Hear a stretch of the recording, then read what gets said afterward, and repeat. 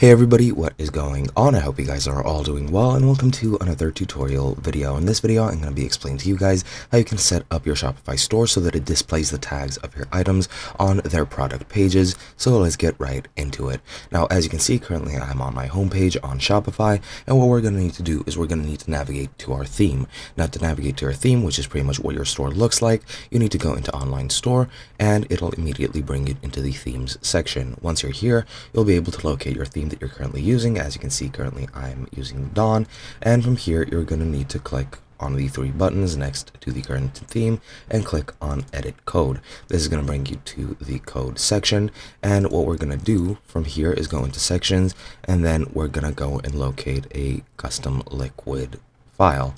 Now, the way you do this is you just go to custom liquid. I'm pretty sure it's somewhere here. There we go. And what you're going to do here is you're going to need to add the tag somewhere here so that it shows up. Now, what I'm going to do, and it seems I've made a mistake, I am sorry, you do not go here. You go into sections, and then you need to locate the product template, so not the custom liquid. So let's just go here, and there should be a product liquid somewhere here, and it is not, so you're gonna need to find where that actually goes. Now, I seem to have forgotten where to actually put this. There used to be a template or some sort of liquid file which you could use, which is currently for me not available. I'm not sure why, but yeah, what you need to do is just locate where you need it to go.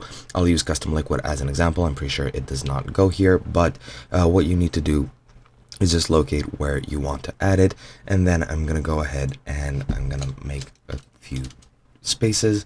Then I'm gonna copy over this code, which looks like this, and as you can see, this takes into account if you're using a fully or using your all collection if you have it by default, or you can just go ahead and apply it to whichever collection you would like.